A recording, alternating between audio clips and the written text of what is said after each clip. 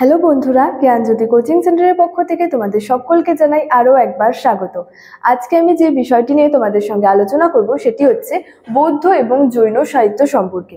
তো এটি বলতে বোঝা হচ্ছে যে বৌদ্ধ গ্রন্থগুলি কী কী এবং জৈন গ্রন্থগুলি কী কী রয়েছে এবং সেগুলি থেকে আমরা কি জানতে পারি, অর্থাৎ যে সমস্ত বৌদ্ধ গ্রন্থগুলি রয়েছে সেগুলি থেকে কি জানা যায় এবং যে সমস্ত জৈন গ্রন্থগুলি রয়েছে সেগুলি থেকে আমরা কি জানতে পারি।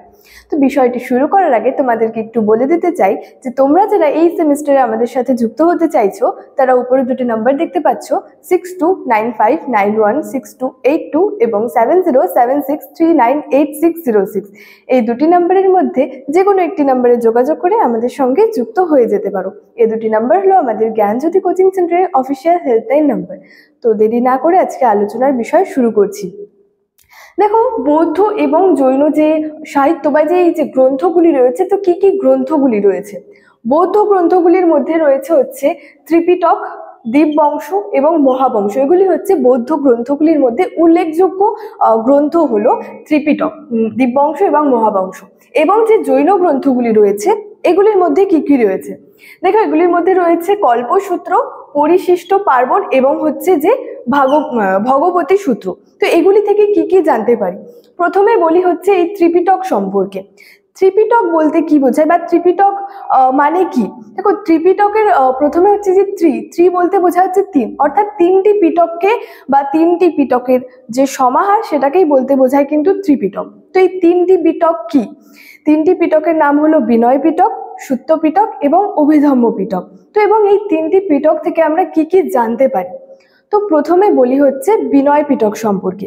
এই বিনয় পিটক থেকে জানা যায় এই যে বৌদ্ধ ভিক্ষু এবং যে ভিক্ষুণীরা যে রয়েছে তারা যে সমস্ত তাদের যে নিয়মগুলি পালন করতো এবং তাদের যে রীতিনীতিগুলি ছিল সেগুলি কিন্তু এই বিনয় পিটকের মধ্যে বলা হয়েছে। সুত্ত পিটকের মধ্যে রয়েছে এই যে বুদ্ধের যে ধর্ম উপদেশ সেগুলি কিন্তু এই সুত্ত পিটকের মধ্যে কিন্তু বলা হয়েছে। এবং অভিধম্ম পিটকে কি রয়েছে? সেখানে হচ্ছে যে বৌদ্ধ ধর্মের যে একটা দর্শন, সেই দর্শনের আলোচনা এবং ব্যাখ্যা কিন্তু এই অভিধম্ম পিটকের মধ্যে রয়েছে। এবং এই ত্রিপিটক কিন্তু পালি ভাষায় রচিত এবং এই ত্রিপিটক থেকেও কিন্তু ইতিহাসের বিভিন্ন তথ্য সম্পর্কে আমরা জানতে পারি। এছাড়াও ত্রিপিটক হলো ইতিহাসের একটি কিন্তু গুরুত্বপূর্ণ উপাদান। এরপরে রয়েছে হচ্ছে যে দীপবংশ এবং মহাবংশ। এখান থেকে আমরা কি কি জানতে পারি?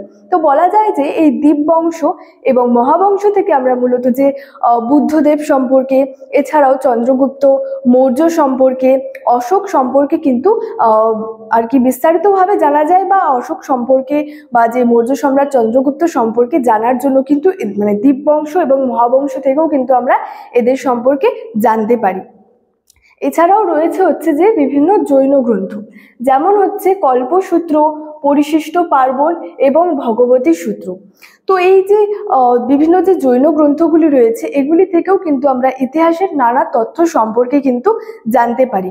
যেমন বলা যায় যে জৈন গ্রন্থগুলির মধ্যে একটি অন্যতম উল্লেখযোগ্য গ্রন্থ ছিল হচ্ছে এই কল্পসূত্র এবং হচ্ছে পরিশিষ্ট পার্বণ। তো পরিশিষ্ট পার্বণটি হচ্ছে হেমচন্দ্রের লেখা এবং এই পরিশিষ্ট পার্বণ থেকে আমরা মূলত জানতে পারি হচ্ছে যে চন্দ্রগুপ্ত মৌর্য সম্পর্কে এবং চন্দ্রগুপ্ত মৌর্যের যে বংশ পরিচয় সম্পর্কে কিন্তু এই পরিশিষ্ট পার্বণ থেকে আমরা বিস্তারিতভাবে জানতে পারি।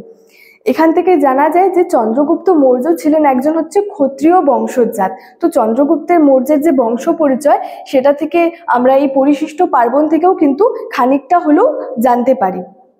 তো যেমন বৌদ্ধ গ্রন্থগুলি ইতিহাসের উপাদান হিসেবে বিশেষভাবে গুরুত্বপূর্ণ বা উল্লেখযোগ্য, জৈন গ্রন্থগুলিও কিন্তু ইতিহাসের উপাদান হিসেবে কিন্তু অন্যতম উল্লেখযোগ্য বলা যেতে পারে।